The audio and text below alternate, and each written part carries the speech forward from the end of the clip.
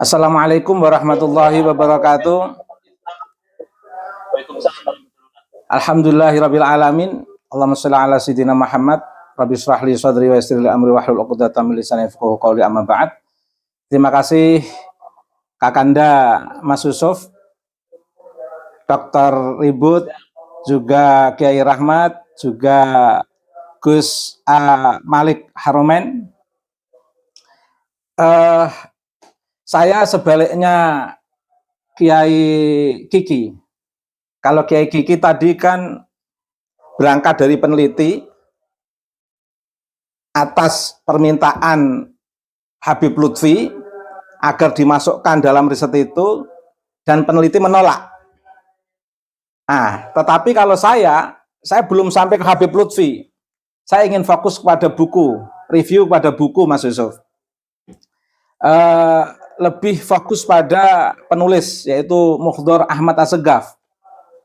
Yang jelas buku ini harus segera dikritisi dan PBNU harus segera mengambil kebijakan. Karena kalau PBNU tidak segera mengambil kebijakan, 200 tahun yang akan datang bisa menjadi fitnah kubro di NU, Mas. Sebagaimana fitnah kubro perdebatan nasab sekarang ini, yang pelakunya sama, dari Pak Alwi. Saya lebih fokus pada review buku ini. Buku ini sebenarnya buku yang tidak ilmiah. Mengapa saya katakan tidak ilmiah? Karena dasar ilmiah itu kan didasarkan pada data. Data itu harus asli. Nah, data itu harus asli, tidak boleh tidak, harus betul-betul ada. Jadi matematis data itu. Persoalan nanti data itu dipakai atau tidak, atau data menjadi fakta atau tidak, itu kan nanti disesuaikan dengan tujuan penelitian. Sehingga tidak semua data bisa menjadi fakta, karena untuk bisa menjadi fakta itu harus disesuaikan dengan tema kajian atau penelitian.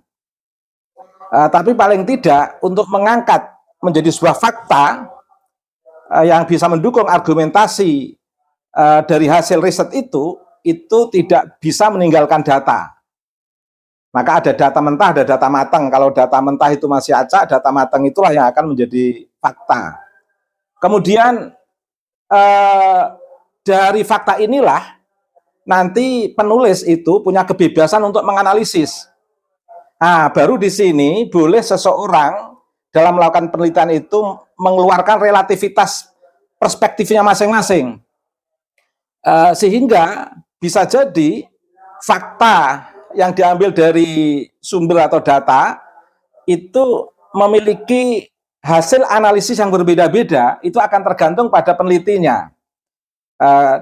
Atau bahasa candaan saya kepada para mahasiswa ketika saya mengajar metodologi penelitian, tergantung pada pesanan proposalnya, tergantung pada pesanannya. Sehingga bisa jadi peneliti itu akan mengikuti arah pesanan, analisisnya. Bisa jadi peneliti itu akan mengikuti analisis sesuai dengan kapasitas intelektual yang diarahkan untuk pembebasan dan pencerahan. Maka disitulah ada karya yang membebaskan dan mencerahkan, ada karya riset yang hanya untuk pesanan proyek atau capital, dan ada riset yang memang tidak punya kepentingan apapun, hanya dibuat untuk sekedar dokumentasi saja. Nah, itu pola-pola riset, Mas. Nah, selain itu tolong diperlihatkan bukunya. Anda punya bukunya. Oke. Selain itu, di buku ini secara teori dan metodologinya nggak jelas, Mas. Teori metodologinya nggak jelas. Buku ini lebih cenderung kepada kalau saya sebut itu pendekatannya itu pendekatan glorifikasi, pendekatan yang mengunggul-unggulkan sosok atau subjek yang diunggulkan di sini, yaitu Habib Lutfi bin Yahya. Saya tidak tahu apakah ini permintaan Habib Lutfi atau murni dari peneliti, tapi yang jelas yang akan bertanggung jawab adalah penulisnya. Nah, persoalan nanti ada hubungannya dengan Habib Lutfi atau pesan Habib Lutfi nanti itu penelitian berikutnya. Nah, sebagai seorang penulis, selain menggunakan pendekatan glorifikasi, metodologi yang berbasis glorifikasi, bukan metodologi yang diteliti betul-betul dengan perspektif historis yang bisa dipertanggungjawabkan secara ilmiah, tapi metodologi yang berdasarkan glorifikasi yang tidak bisa dipertanggungjawabkan secara ilmiah.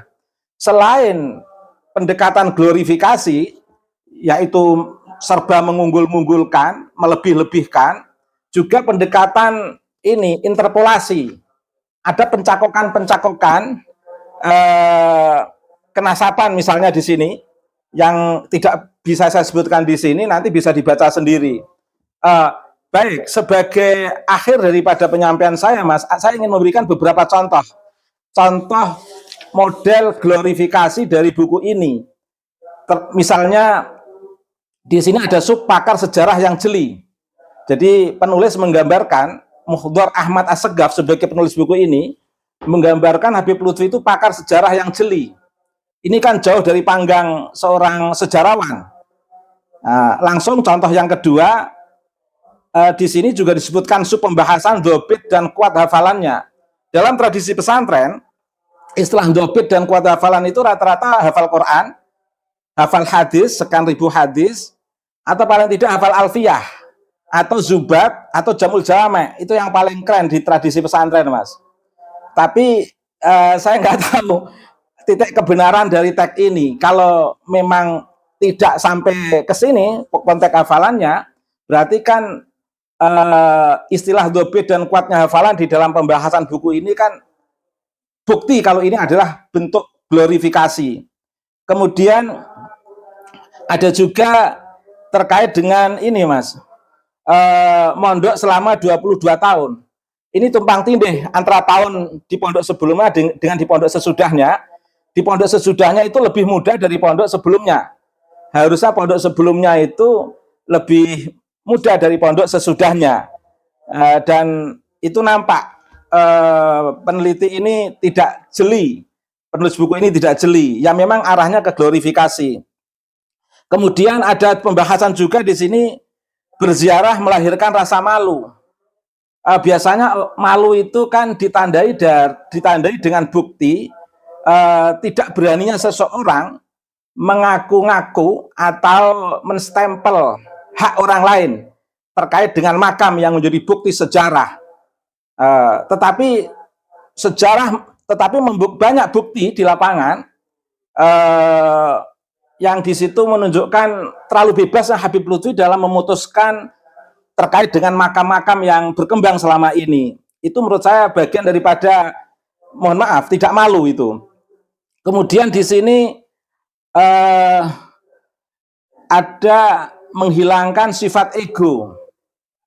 Itu nanti bisa dicek antara kebenaran tulisan ini dengan bagaimana ego yang nampak dari sosok beliau.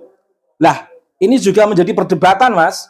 Mbah Kiai Abdul Malik dan proklamasi kemerdekaan Habib Lutfi ini menjadi diskursus, menjadi perdebatan di publik. Dan ini sangat glorifikasi sekali di pembahasan ini. Dan ada juga pembahasan juru damai dan peredam konflik. Ini sangat ironi dengan yang terjadi selama ini. Selama ini banyak konflik yang terkait dengan pembelokan makam yang justru disebabkan oleh Habib Lutfi bin Yahya. Dan ini bentuk daripada glorifikasi daripada buku ini. Ada juga pembahasan yang luar biasa, guru besar Mujaddid dan Nahkoda Safinatun Nuh. Saya nggak ngomentari ini, tetapi kalau direnungkan tentu akan tersenyum dan tertawa pembaca. Kemudian yang menarik ini, Mas, Habib Lutfi dan produksi sejarah wali-wali Nusantara. Wah, luar biasa. Ini luar biasa kalau kita membaca tentu banyak yang menemukan ini adalah bentuk dari glorifikasi itu. Kemudian ini, Mas, banyak hal yang dibahas di sini, tetapi yang menarik lagi ternyata Habib Lutfi itu pengagum Said Utsman bin Yahya, Mas. seperti Kiai Kiki, pengagum pengagum Said Utsman bin Yahya. Menurut saya orang itu seberapapun banyak karyanya, sampai 100 karya, 1000 karya, bahkan 1.000.000 karya, kalau dia menghalalkan darah ulama dan darah rakyat yang tidak berdosa, saya tidak akan kagum. Berapapun karyanya, setebal apapun sanad keilmuannya, Mas. Karena penghargaan karya sastra tertinggi adalah mereka yang menjaga komitmen ketuhanan dan kemanusiaan. Berapapun karya banyak orang, kalau dia memiliki sikap-sikap yang tidak manusiawi, saya tidak akan menghargai itu.